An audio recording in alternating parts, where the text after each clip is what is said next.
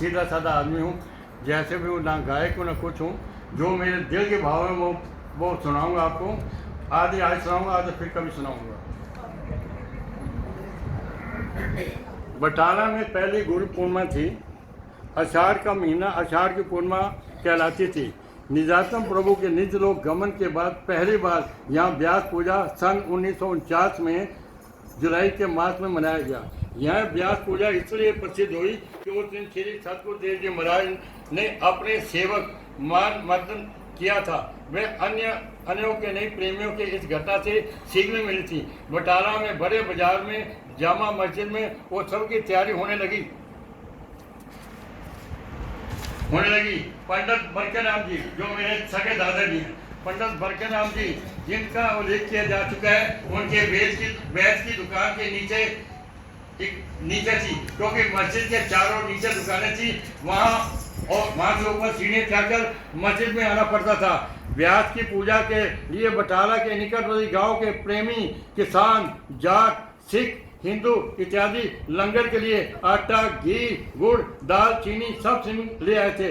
पंडित बरकराम जी अभी नए नए इनके संपर्क में आए थे और बड़े प्यार से सेवा किया करते थे, और एक तरफ से सत्संग प्रबंधक भी थे, सत्संग के प्रधान भी थे। हजूर महाराज सुनाते थे कि व्यास पूजा के शुभ दिन 5-6 हजार संगत इकट्ठी हो गई थी, और आपका बुखार भी था। हजूर महाराज को बुखार भी बहुत तेज था, 106 की डिग्री का पहुंच गया था, पर गुरु की कृपा से व्यास पूजा के दिन बुखार टूट गया और कमजोरी भी बहुत ज्यादा थी। बुखार टूटने से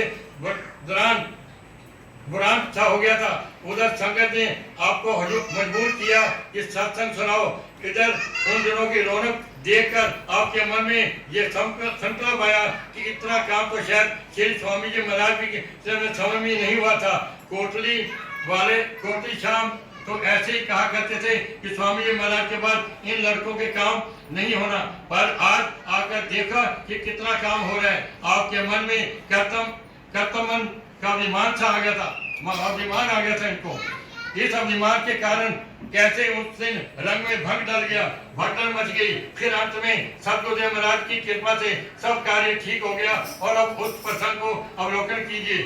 संगत का मजबूर करने पर आपने उस कमजोरी को हालत में लगभग 3 घंटे सत्संग किया। पंजाब के मशहूर सूफी फकीर हजरत बुल्ले शाह की एक कॉफी भी सुनाई और उसी भाग्य से सत्संग में पेश करते हुए फरमाया, जब आखिरी वक्त जीवतम पिंड देश को छोड़ने की तैयारी करते थे, उस समय मन, इंद्रिय, संकल्प, विकल्प, वासनाएं इस तरह पुकार करती थी। सत्संग के बाद लंगर खोला था, काफी देर हो चुकी थी। पहले ब्रह्म भोज के लिए पंक्ति में उठाया गया। इधर 2-4 प्रेमी को दूर जाना था, उन काफी जल्दी थी। एक जाट सेवादार ने उन्हें भी उसी कतार में बैठा दिया। पंडित बरकराम जी को ये बात अच्छी ना लगी। उन्होंने उसे सेवादार को उठने के लिए कहा, पर वह ना माना। आपस में तकरार हो गई। तू मैं साथ बहुत बड़े झगड़े नौबत आ पहुंचे। उस सेवादार ने गुस्से में आकर पंडित बरकराम जी को थप्पड़ मार दिया। इस बार नाराज होकर संतों की निंदा व विरोध भरे शब्द कहते हुए अपनी दुकान पर आ गए।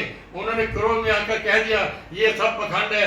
मैंने आज सारी सच्चाई देख ली है। ये साधु लोग तो पाकिस्तान के मुसलमान जासूस रखते हैं और ये बटाला में हिंदू सिख फसाद का करवाना चाहते हैं। मैं तो अभी पुलिस बुलाता हूँ और इन सबको गिरफ्तार करके जेल का हवा खिलाता हूँ। पंडित जी के जाने के बाद इस झगड़े के कारण भगदड़ मच गई।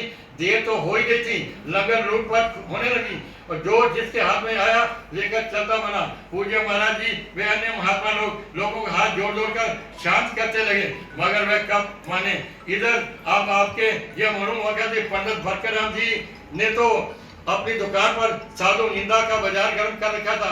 तब आपको बहुत चिंता हुई और मन ही मन उस संकल्प को ये प्रयत्न परिणाम जानकर ये जो मैंने इस कुचित विचार का दिल में जगह दी थी, हमने श्री स्वामी जी महाराज का समय नहीं अधिक काम करके दिखाया।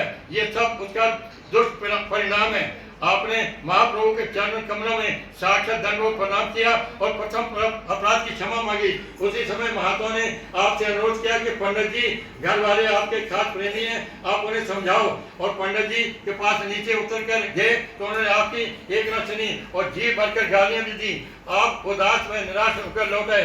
सारा दिन बीत गया, ना तो महात्मा ने कोई भोजन किया, ना आश्रम में संगत ने संगत भी भूखी बैठी रही। शाम को आप फिर पंडित जी के पास गए, उनके मनाने पर बहुत तेरी कोशिश की पर वह ना माने। इतने में रात को अंधेरा हो गया। तीसरी बार फिर आप पंडित जी के पास गए। इस बार पता नहीं मालूम को कैसी कृपा की चमत्कार हुआ।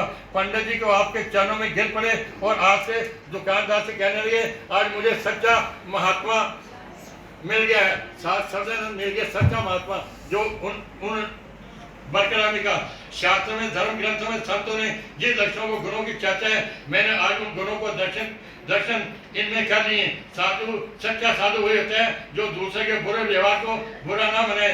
मैंने गालियां दी, तिरस्कार किया, पर इन्हें जरा भी बुरा ना मनाया। मैं तो आज भी उनका शिष्य हूँ और आस पड़ोस के वाले दुकानदारों से ये सुनकर चकित हो गए, पंडित जी का पत्थर दिल कैसे मोह हो गया। इधर पूज्य महाराज जी मानी मालिक की कृपा को देखकर चकित भी हो रहे थे और लाख लाख धन्यवाद भी दे रहे थे। आप सोचने लगे ये सब मेरे अहंकार का नतीजा है, इसलिए ये चाहे छोटा हो या बड़ा हो, किसी को भी अहंकार नहीं करना चाहिए। अहंकार इंसान को सबसे बड़ी वैरी है, भगवान सदा इसमें बचाए रखे। फिर आपने पंडित जी से अनुरोध किया कि आप आश्रम में चलिए। सारे महात्मा संगत में भूखी बैठी है। पंडित जी फौरन ऊपर आगे फिर दाल फुल्का बनाया गया और सबने प्रेम पूर्वक मिलकर भोजन किया। अब दूसरे दिन बात सुनिए, पंडित बरकराम जी ने सभी संत महात्माओं और संतों को जीवन संगत को भोजन के लिए अपने घर में आमंत्रित किया। पंडित जी ने लगभग 40 हार लेकर संतों के गले में उन्हें पहनाकर बहुत श्रद्धा भाव से आदर पूर्वक अपना घर ले गए। घर में खीर पूरी हलवे इत्यादि का प्रेम पूर्वक भोजन किया।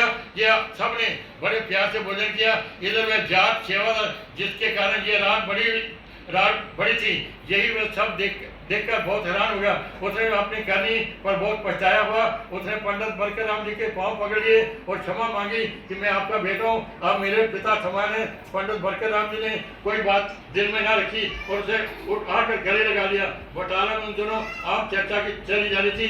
महात्मा दासन दास के पास कोई गीदड़ सिंगी है जिसके कारण लोग उनके पास खींचे चले आते हैं और निर्धक प्रशंसक बन जाते हैं। किंतु ये सब तो गुरु कृपा का चमत्कार है। जिस पर सतगुरु की दया मेहर हो, उस सेवक का केवल अपने मालिक से ही वास्ता रखना चाहिए, कोई दूसरा सहारा नहीं ढूंढना चाहिए।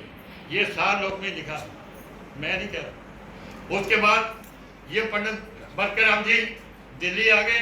दिल्ली में ये कांग्रेस कमेटी के प्रधान भी थे और पंडित जवाहरलाल नेहरू के बहुत नजदीक भी थे। ये खोखे में रहते थे और खोखे के अंदर ये छोटा खोखा होता था और खोखे के अंदर सांप वो आते थे और सांप को पत्थरों में बैठ जाते थे, रात रहते थे। बरकत राम और इनकी बहुत मुलाकात होती थी।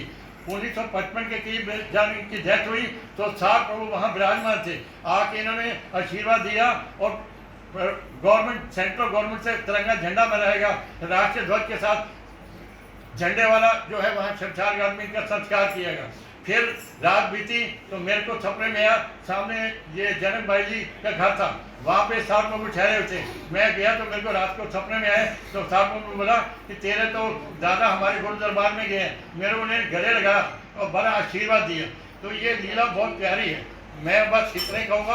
बाकी मैंने आपको बोला था कि साहब बाबू के मेरे 3 लड़के हुए थे। बड़ा लड़का पहले गुजर गया था, दूसरा लड़का साहब बाबू ने चरणों में ले लिया। साहब बाबू कह रहे ये तो मरा हुआ है, तो इसको क्या जरूरत है, पर साहब बाबू के जीवन से मैं ठीक ठाक था। जो तीसरा लड़का वो भी मर गया क्योंकि इनका उपदेश था कि तेरे पास लड़का होने था एक गिला। उसके बाद मेरी 4 बहनें हुई। मैंने साहब बाबू की जो लीला है अभी और कहनी है, लेकिन टाइम बहुत कम है। मेरे साथ क्या बीता, मेरे दोनों कुल्हे टूटे हुए हैं। साहब बाबू की किसी रूप में मेरे को उठा के अस्पताल भर्ती कराया। मेरे माथे की टोटे की ब्रेन हेमरेज है, साहब बाबू ने उठा के वहाँ लगा दिया। और साहब बाबू को मैंने इसी जगह नाम लिया। यहाँ बैठते थे साहब बाबू और गले पे लगाते थे और मेरे को सीने में लगा, कोठे पे मैंने इनको पाँव में दबाए हुए। फिर मैंने जो ये आपके जो दिवाली की जारी है प्रभात फेरी, मैंने सिर्फ साहब बाबू के साथ की है। साहब बाबू के साथ जाता था, वहाँ डंडी निकलता था, इनके चरणों पे पकड़ता था तो साहब बाबू गले लगाते। वहाँ पे कोने पे साहब बाबू ये अच्छा बोलते थे, इनके चरणों में बैठता था। अब और कथा बहुत है लेकिन मैं फिर सुनाऊंगा। दूसरी बात ये है कि मेरे को मीरा बाई जी ने आज्ञा दे दी है कि मैं अगला या तो जन्मदिन मनाऊंगा, अगला दिन मैं इनके आश्रम में मनाऊंगा। जो ये मेरे को तारीख देंगी मैं तारीख सेट करूंगा। इनसे मेरी बात हुई है, इन्होंने मेरे को आज्ञा दे दी है। जय गुरु जी। बाकी बातें फिर अगले दिन। बोलो जयकारा बोल।